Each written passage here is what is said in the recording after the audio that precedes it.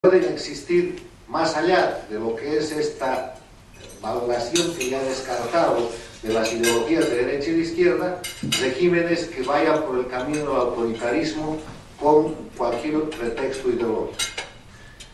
Hay que agregar al tema de los poderes del Estado un órgano que es el órgano electoral, que en algunas constituciones latinoamericanas llega a constituir un poder. Y este órgano es esencial porque de él depende el juego limpio, depende la posibilidad de que la oposición en definitiva un día pueda pasar a ser gobierno.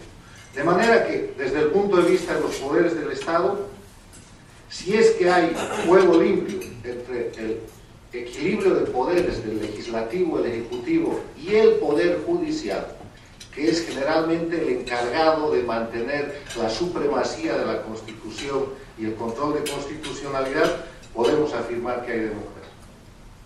En segundo lugar, el otro parámetro es el parámetro de las libertades.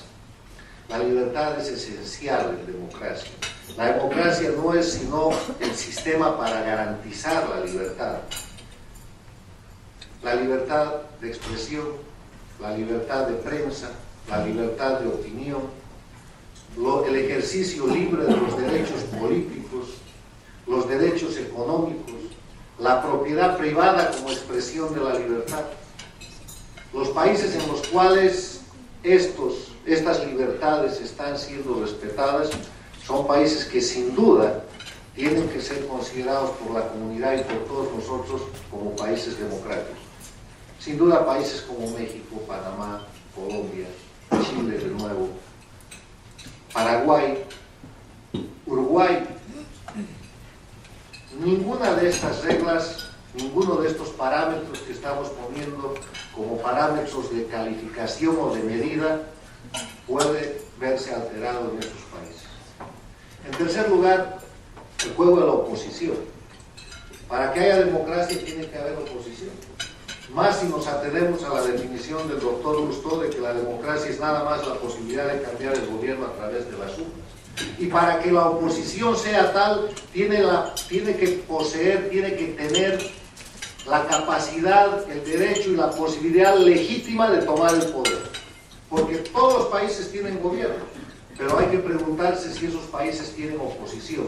Y no una oposición simulada, no una oposición sometida, no una oposición condicionada por el poder del gobierno para que esa oposición nada más simule condición de democracia, como ha sucedido en Venezuela o ha sucedido en mi país, Bolivia, donde sectores de la oposición prácticamente extorsionados por presiones judiciales, económicas o políticas, por esto que se ha venido a denominar la judicialización de la política, han terminado dando los votos que los gobiernos autoritarios no tenían para que se produzcan cambios constitucionales y a través de esos cambios se produzca un elemento del autoritarismo que es la perpetuación en el poder. La oposición es esencial y la pregunta es, en un país ¿hay oposición? ¿Esa oposición puede ganar el poder? Y si gana el poder va a recibir y va a poder legítimamente tomar ese poder. Y aquí un ejemplo muy importante de lo que es un régimen autoritario en el cual la oposición y la institucionalidad van a transformar ese régimen autoritario nuevamente en democracia. Nadie tenga duda de que el gobierno de los gobiernos de los Kirchner son gobiernos autoritarios. Copamiento del poder judicial, ataques a la libertad de prensa, ruptura del orden legal y constitucional permanente, tráfico de influencias, corrupción, etcétera, etcétera. Pero en la elección que ha sucedido el 28 de junio pasado, la oposición ha ganado. Y la Argentina está haciendo el recorrido inverso de ser un país con un régimen autoritario a recuperar su régimen democrático a través del proceso electoral. Entonces, ese existir de la oposición, una oposición acosada, perseguida, también judicializada, también amenazada, es lo que da la opción, en el caso específico de este país, abrir una ventana de oportunidad a la recuperación de un concepto de democracia plana y de democracia en todo el sentido de la palabra.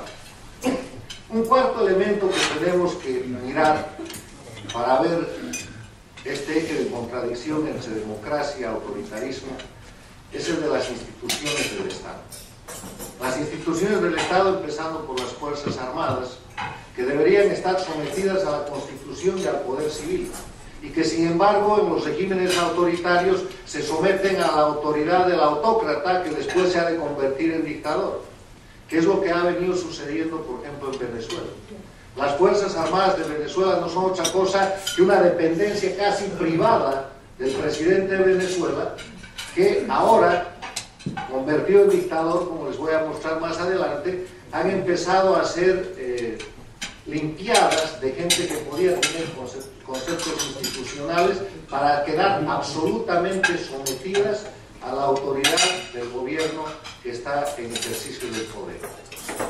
Eso no ha sucedido en México, ni idea de que eso suceda en el Brasil, tampoco ha de suceder en Chile, no sucede en el Perú, no sucede en Colombia, pero sí ha sucedido parcialmente en la Argentina, sucede en Bolivia, donde las Fuerzas Armadas están totalmente sometidas no solamente al poder del gobernante de turno, sino al poder externo de la intervención cubano-venezolana que ejerce el mando sobre esas Fuerzas Armadas, que además están sometidas por presión política y por influencia económica. Ustedes pueden mirar el país que deseen, mirar la realidad objetiva y aplicando estas pequeñas reglas que yo les estoy brindando hoy día, establecer si estamos con un régimen democrático o un régimen autoritario. La seguridad, la policía, los servicios de inteligencia, que son servicios esenciales en cualquier Estado institucionalizado y en cualquier democracia, pero que tienen que tener la función de servicio público y de transparencia y de defensa del Estado, más allá de la defensa del gobierno de turno. En un sistema que se ha vuelto autoritario, los servicios de inteligencia, de seguridad y de policía, igual que en el caso de las Fuerzas Armadas, quedan al servicio del gobierno, del gobernante y de la persona y del individuo, no de la institucionalidad ni del sistema democrático mismo. La educación, el sistema educativo, que es una expresión esencial de libertad. El derecho mínimo que tiene el padre de familia es decidir dónde puede mandar a que su hijo se eduque. Cuando el Estado empieza a intervenir en esa decisión, coarta esa decisión, es más, suplanta lo que es la currícula de estudios para hacer de la educación una fuente de adoctrinamiento, se acabó la democracia, y se va inclusive más allá del autoritarismo para rayar en el totalitarismo, porque cuando los gobiernos se meten con la educación es el momento en que están empezando a meterse en la vida privada de los individuos. La salud, similar al caso de la educación, además instrumentada políticamente en función de las necesidades de pueblos fundamentalmente pobres, como son los pueblos latinoamericanos, a los que se les ofrece salud como instrumento